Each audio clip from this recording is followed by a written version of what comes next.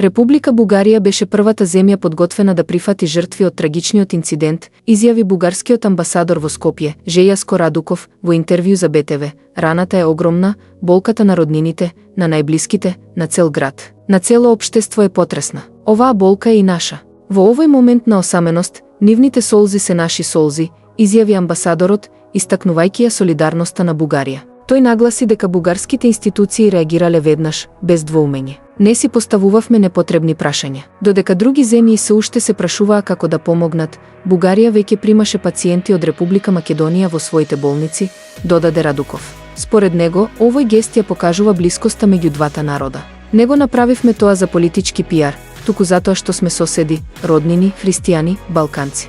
Луѓето ги запираат моите вработени на улица и им се заблагодаруваат со солзи во очите, истакна амбасадорот.